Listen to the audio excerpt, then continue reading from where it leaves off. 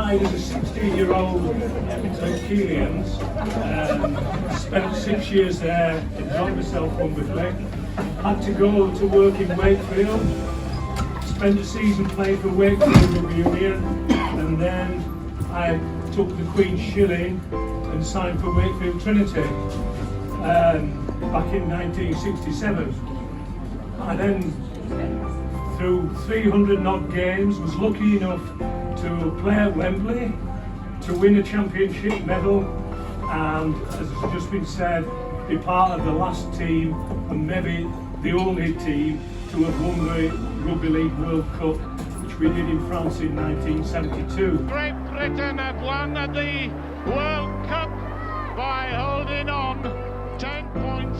And at the end of all that, I decided that work had to come first.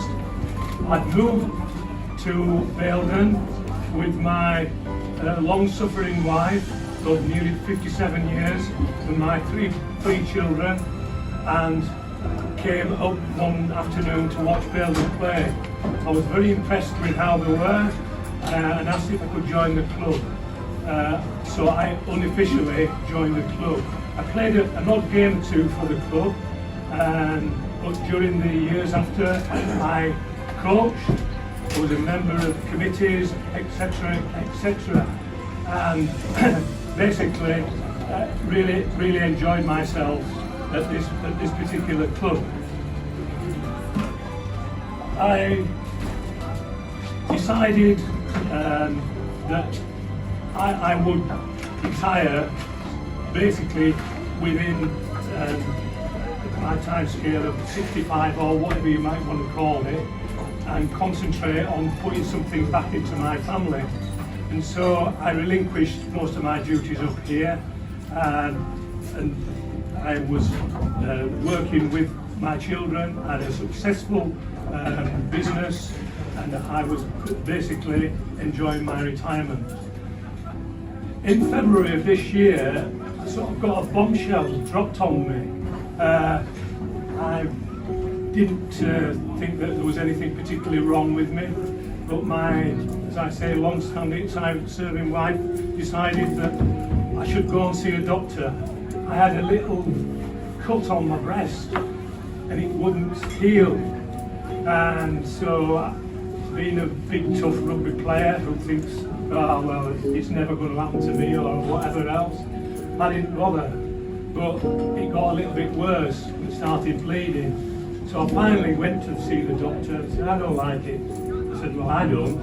And he said, well, you better have some tests quickly. And I was diagnosed with breast cancer. I thought, breast cancer?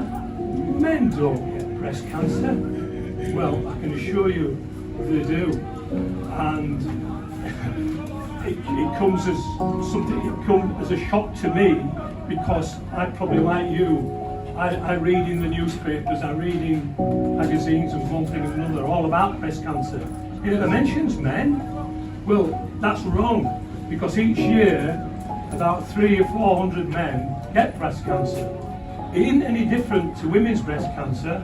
The treatment's the same. You've basically got to have your breast off or your chest cut open or whatever else. You have the same treatment, whether it be chemotherapy or whether it be tablets, and then you've got to have radiotherapy, and it's basically not very, very nice. And after I had my operation, I had a very bad bout of infections and spent time in both Airedale and in BRI. But because I've got such a wonderful family and we've got such a phenomenal NHS and they've got some wonderful machines and things, I'm here today firing on nearly all cylinders. But what I would say to all of you is that don't be like me and don't think that it won't happen, because I'm sorry, it might. You hear these horrible stories, everything's negative. 1 in 2 people suffer from cancer. Well, yes they do, but what they don't tell you is that the survival rate these days is absolutely wonderful against what it was before. people live longer than they ever have done through getting cancer if they're sensible and go and get looked after. If they've got a bump or a lump or a bit of blood where it shouldn't be, or they're not feeling very well, or diarrhea or whatever else, get to the docs. I know people say they can't see you, but they will. And they saw me, and they got me into hospital within a very, very short space of time. So don't take any notice of all these people who keep saying that doctors won't look after, because they will. They're very concerned about cancer, and they don't want it to carry on. Now, I know that everybody here will want to wish me all the best. Well, don't bother. Try and give as much as you can afford today to basically help all these other people who are going to get cancer. I went to Jimmy's and had three weeks of intensive treatment. The people I saw there suffering from all the different sorts of cancers that there are, they were rugby players, they were accountants, they were hairdressers, there were all sorts of things.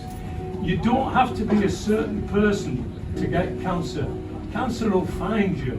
But if we, by giving money and by doing things, can help the generations that are coming through to educate themselves so that they can see this thing happening, and that we can help in some way of getting these new tablets, these new treatments, these new whatever else, we can all be proud of ourselves. And so thank you all for listening to me for 2 minutes, but don't forget, it might be you, unfortunately, but try and be positive. You know, we've seen probably Baildon's best team out here today. That's in a few years' time, we'll look back and say, yeah, they were a good team. And the reason that they'll be a good team is that all you people will be supporting them, and all you people will be helping them. So thanks very much for your time. Very good. Thank you.